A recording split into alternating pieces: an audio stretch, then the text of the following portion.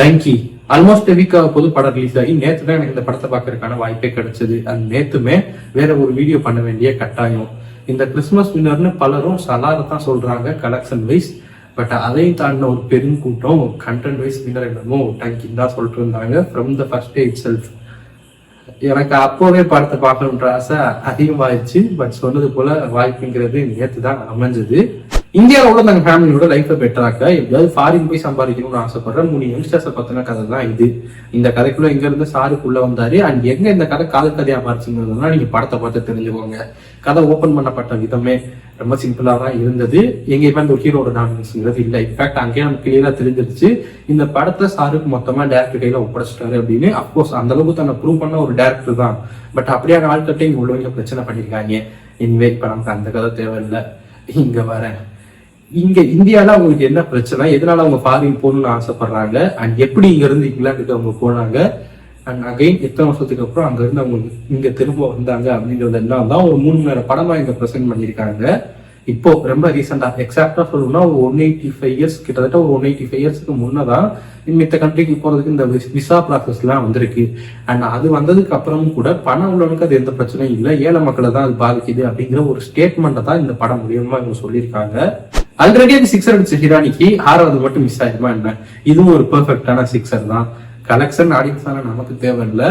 Content wise பாத்தீங்கன்னா கண்டிப்பா இதுவும் ஒரு 6 தான். அண்ட் கலெக்ஷனுமே படம் ஃபிளாப்லாம் இல்ல. இதை பத்தி நம்ம கொஞ்சம் லேட்டரா பேசலாம். திரும்ப இப்போ படத்துக்கு வரேன். படத்துல இன்டர்வலுக்கு அப்புறம் ஒரு கோட் சீன் ஒன்று வரும். அங்கேயும் கிளைமேக்ஸ்லயும் ஒரு ஆக்டரா மிளிர்றாரு ஷாருக் கான். அண்ட் மோர் தென் அந்த கோட் சீன்ல ஷாருக் கானோட ஆக்டிங்கை தாண்டி நம்ம ரசிக்க வேண்டிய ஒரு விஷயம், ரீசெண்ட் டைம்ஸ்ல இந்தியன் சினிமால வந்த படங்கள்ல வந்த காட்சிகள்ல ரொம்ப முக்கியமான ஒரு காட்சியா நான் அந்த பர்டிகுலர் கோட் சீனை பாக்குறேன். ஏன்னா ரொம்ப கான்ட்ரவர்சியலா மாறுற மாதிரியான ஒரு காட்சி அது. அதை கமர்ஷியல் படமா கன்சியூம் பண்ணப்பட போற ஒரு படத்துல அவங்க கையாண்டிருந்த விதம், அதுலயும் ஷாருக் மாதிரி ஒரு ஆக்டர் பண்ண போறாரு அப்படிங்கிறப்போ ஈஸியா அதை வச்சு அரசியல் பண்ணணும்னு நினைக்கிறவங்க அதை கான்ட்ரவர்சியலா மாத்திர முடியும்.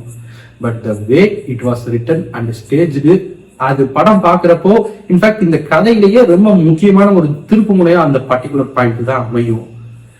பர்ஃபெக்டா அவங்க படமா பண்ணியிருந்தாங்க அந்த பர்டிகுலர் காட்சியை. எழுதுறதுக்கோ எடுக்கிறதுக்கோ பெரிய சேலஞ்சிங்கான ஒரு காட்சி அப்படி நான் சொல்லவில்லை. சொன்னது போல ஈஸியா கான்ட்ரவர்சியா மாறுற மாதிரியான ஒரு காட்சி, அது அவங்க கையாண்டுள்ளதுதான் பர்சனலா எனக்கு ரொம்ப பிடிச்சிருந்தது. முன்ன சொன்னது போல சொசைட்டிக்கு ஒரு ஸ்டேட்மெண்ட் ஒன்று சொல்ல வர இந்த படம் எங்க காதல் காட்சியா மாறுதுன்ற ஒரு பர்டிகுலர் இடம் ஒன்று இருக்குல்ல. இடையில ஒரு போர்ஷன்ல ஒரு விஷயம் அப்படியே அதை ஸ்கிப் பண்ணி போயிடுவாங்க. பட் அதை நம்ம மறந்து அந்த கதைக்குள்ள போற மாதிரி அடுத்தடுத்த காட்சிகள் நம்மள என்கேஜ் பண்ணிடும். லேட்டரா கிட்டத்தட்ட கிளைமேக்ஸ்ல அந்த பர்டிகுலர் காட்சியை திரும்ப வந்து கனெக்ட் பண்ணுவாங்க. அங்கதான் அந்த கதை ஒரு காதல் கதையாவே மாறுது. அண்ட் அந்த பர்டிகுலர் சீன் எனக்கு பர்சனலா ரொம்ப பிடிச்சிருந்தது. அந்த காட்சி நான் சொல்றது கிளைமேக்ஸ் கிட்ட ஒரு காட்சி ஒண்ணு இருக்கு. படம் பாக்குறப்போ உங்களுக்கு அது புரியும்.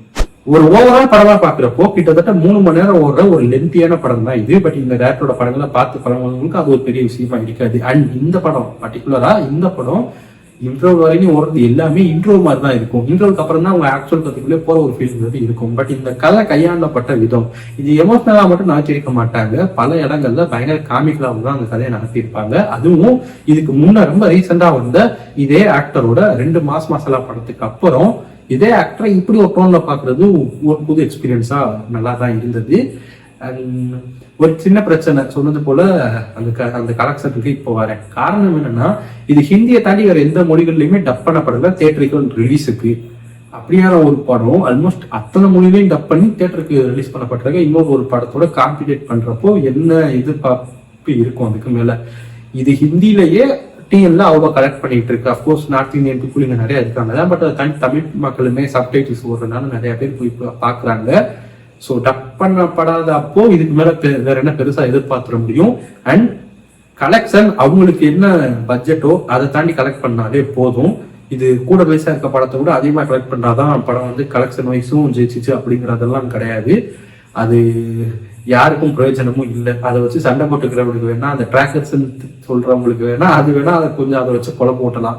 அதை தாண்டி இந்த படத்துக்கு வேணா பட்ஜெட் என்னமோ அதை விட ஒரு கொஞ்சம் அதிகமா பண்ணாலே இந்த படம் சக்சஸ் தான். சொன்னது போல கண்டென்ட் வைஸ் இது சக்சஸ்ன்னு படமே ஒத்துக்கிட்டாங்க. அதை யாரும் மறைக்க முடியாது. இப்ப எதுக்கு நான் இதெல்லாம் பேசிட்டு இருக்கேன்னு தெரியல, அதை விடுங்க. ஒரு ஓவரால் படமா தியேட்டருக்கு போய் ஒரு 3 மணி நேரத்தை செலவு பண்ணேன். படமே முடியும். சரி, இன்டர்வலோட ஒரு 3.5 மணி நேரத்தை செலவு பண்ண ஒர்த்தான்னு கேட்டீங்கன்னா கண்டிப்பா எனக்கு இது ஒர்த்தா தான் பட்டது. ட்ரை பண்ணி பாருங்க. சொன்னது போல சப்டைட்டில்ஸோட இது பல மல்டிபிளெக்சஸ்ல ஓடிட்டு இருக்கு. மோஸ்ட்லி இந்த மல்டிபிளெக்சஸ்ல தான் எடுத்திருக்காங்க. ஸோ ட்ரை பண்ணி பார்த்துட்டு படத்தை உங்களோட தாட்ஸ் என்னங்கிறத மறக்காம கமெண்ட் செக்ஷன்ல லீவ் பண்ணுங்க. நாளைக்கு உங்களை அடுத்த ஒரு வீடியோன்னு சந்திக்கிறேன்.